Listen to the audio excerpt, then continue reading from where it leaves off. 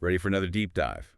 Today, we're exploring LEMDU. LEMDU. Yeah, they're a group, and they say they offer a path to like personal transformation and spiritual enlightenment. Okay. And get this, we're getting this wisdom from YouTube.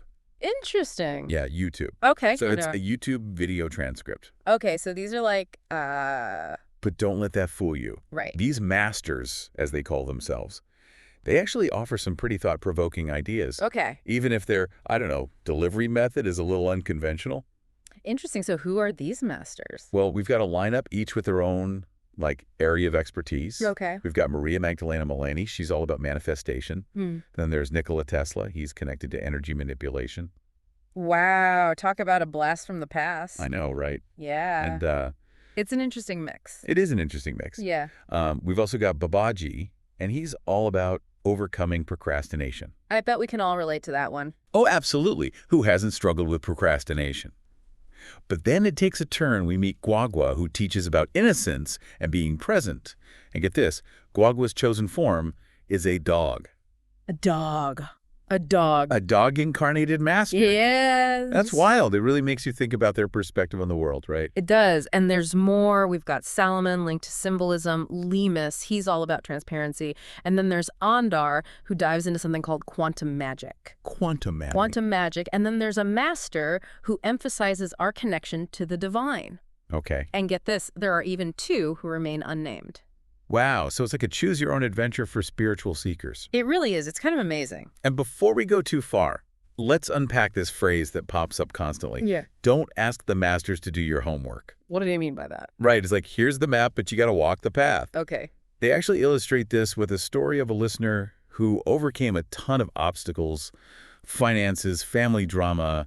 They even had a car breakdown just to attend a LEMDU gathering. Wow, that's dedication. It really is. It highlights the alignment of intention and action that they stress over and over again. So this listener really wanted to be there, and despite the challenges, they found a way.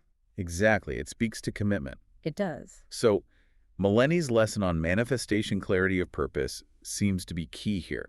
What exactly do they mean? Well, think of it like this.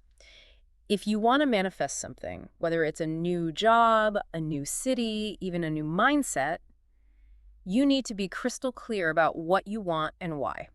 Okay, so be specific. Exactly. And this connects to Babaji's lesson on overcoming procrastination. Right, because it's about getting clear on your intentions and then taking action. So you're saying, instead of saying, I want to write a book, I should be saying, I'm going to write 1,000 words every day.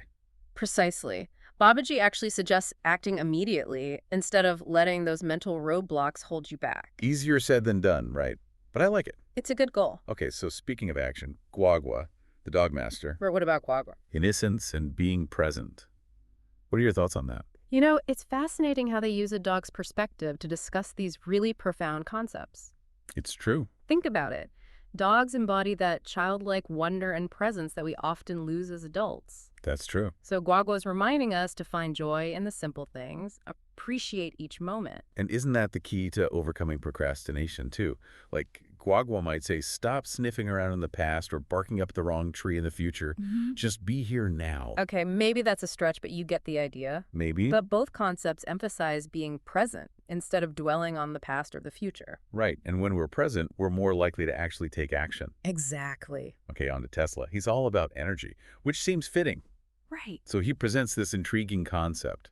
Energy is everywhere, and we can manipulate it with our minds. Well, we're not just passive receivers, we're active participants. Whoa, that's powerful. So how does that work? Well, think about it this way. You know how sometimes you persistently visualize a goal and things just seem to fall into place? Yeah, like when you're really focused on something, Exactly. and it just happens. Andar, who we'll get to in a bit, calls this quantum magic. The idea that our minds can subtly influence reality. Okay, this is getting interesting. Hold that thought, though, because we've got a lot more to cover. Okay. But first, a quick word from our sponsors. And we're back. Okay, so we're diving back into LEMDU's world, and this time we're with Lemus and their take on transparency. Any guesses on what that means in this context? It's not like we're talking government secrets, right? Definitely not. It's more about interconnectedness, almost like merging with your surroundings and other people. Merging, so less like seeing through a window and more like becoming part of the glass. Exactly. And it's not just about observing the world, but actively participating in it, breaking down those barriers we put up between ourselves and others. Which actually links back to what they were saying earlier about aligning intentions and actions, right? Like, Right. if you're not being authentic, that becomes a barrier to transparency. Right. It's about showing up authentically without pretense and connecting with others on a much deeper level. So deeper relationships, a stronger sense of belonging, makes sense. It does, yeah. They also talk about transparency, helping us tap into our own inner wisdom. Mm-hmm. What's that about? Think about those times when you're able to quiet your thoughts and just be Okay. that stillness. That's what allows your inner wisdom to surface. Okay. And transparency, as Lemus describes it, is about cultivating that inner stillness. Like clearing static from a radio signal so you get a clearer transmission. Exactly. Now, that's wild. It is a journey of self-discovery and connection. It's not a destination. Exactly. And Lemus encourages us to embrace that journey. It takes vulnerability, for sure, and trust. It does. But deeper connections, a stronger sense of self, maybe even a clearer understanding of our place in the universe. It makes you wonder what we're missing when we're not fully transparent, doesn't it? Totally. Speaking of missing things, this next master throws us a curveball. Quantum magic. It sounds like something straight out of a fantasy novel. And yet it connects to what we were discussing earlier about energy manipulation and visualization. Okay. Remember how Ondar said that our minds can subtly influence reality? Yeah.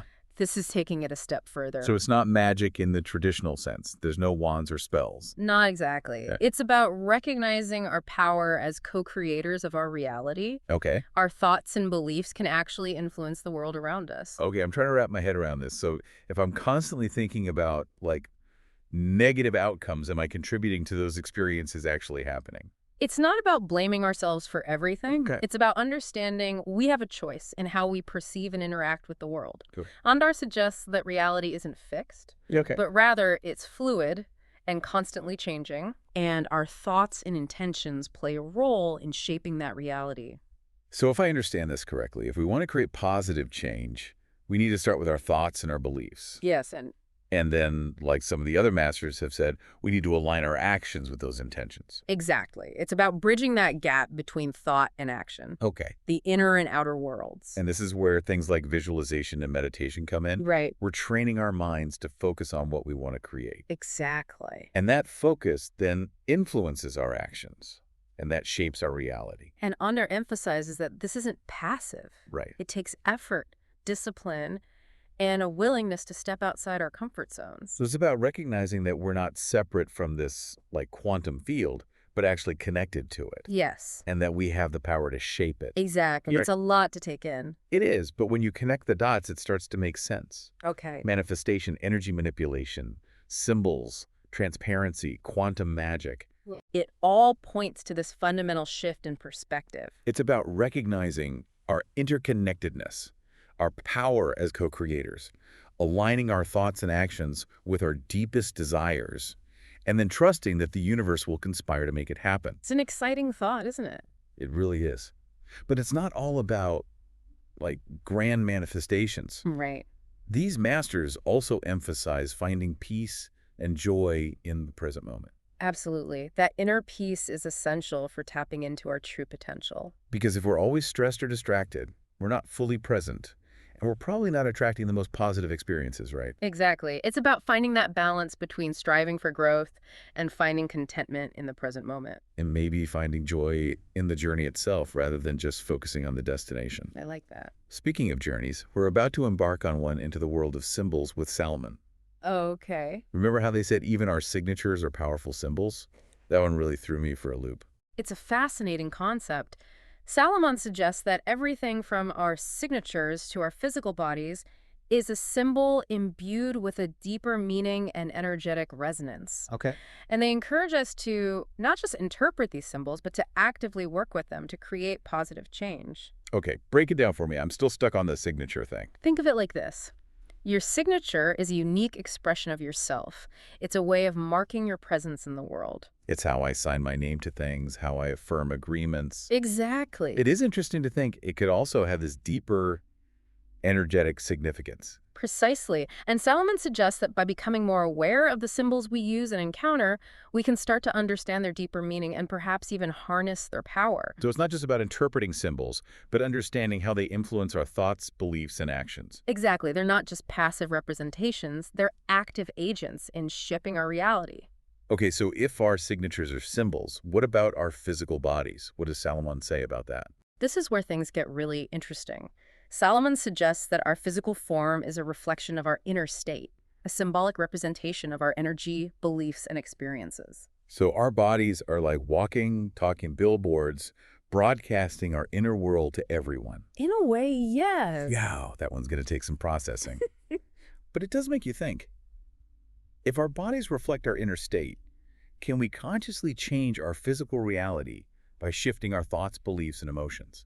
That's a question that has fascinated healers, mystics, and philosophers for centuries. It's definitely a lot to unpack. It is. But I appreciate how LMDU encourages us to question our assumptions and explore these concepts for ourselves. Absolutely. They're not presenting a rigid dogma, Right. but rather a framework for self-discovery and spiritual exploration. And that exploration continues as we delve deeper into Salomon's teachings. Yes, it does. There's more.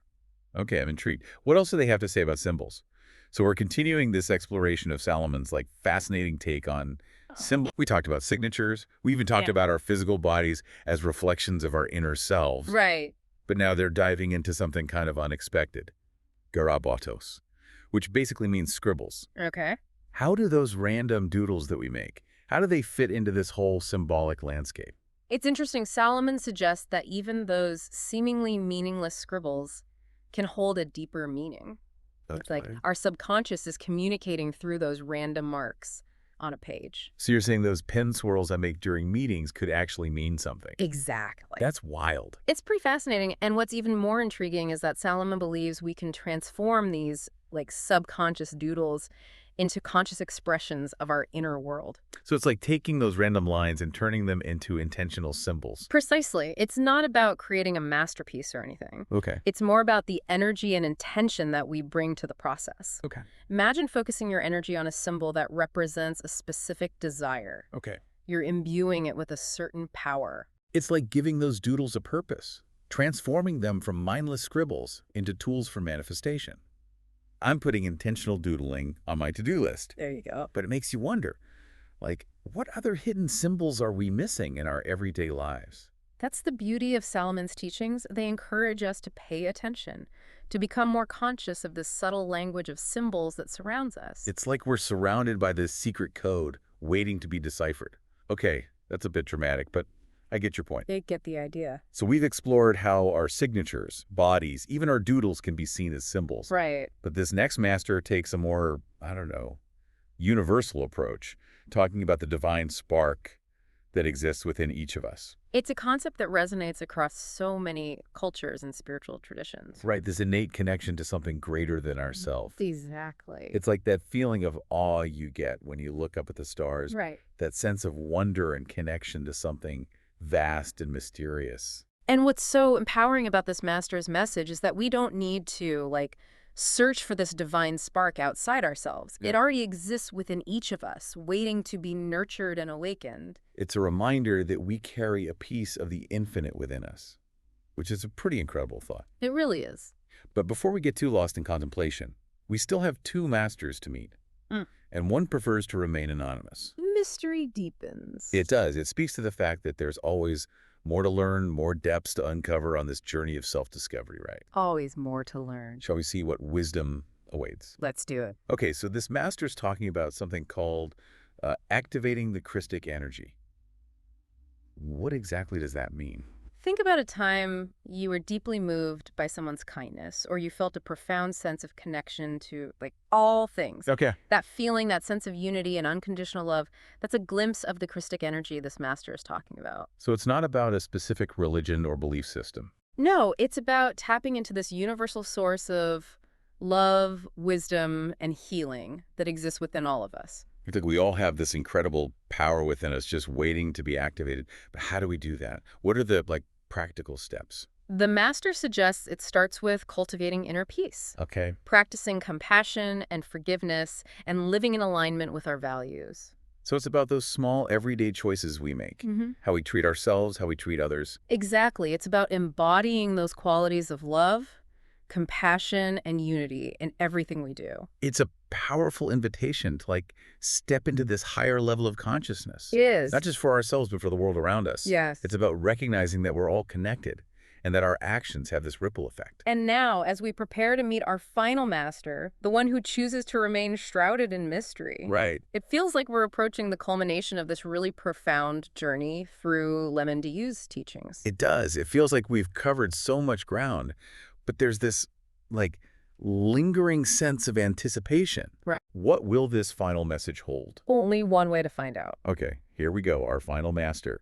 And they're talking about taking a great leap. A quantum leap. Yeah, quantum leap into a higher level of consciousness. Wow. It's a powerful image, this complete transformation. It's as though they're describing a collective awakening, Okay, a shift in human consciousness itself. and they emphasize that this leap requires us to, like, let go, right, Let go of what? of old patterns, limiting beliefs, anything that no longer serves us. So it's about embracing the unknown, trusting the process, and surrendering to something bigger than ourselves. It's both exciting and a little bit daunting at the same time, wouldn't you say? It is. It really is a call to step outside our comfort zones and embrace the transformative journey that lies ahead.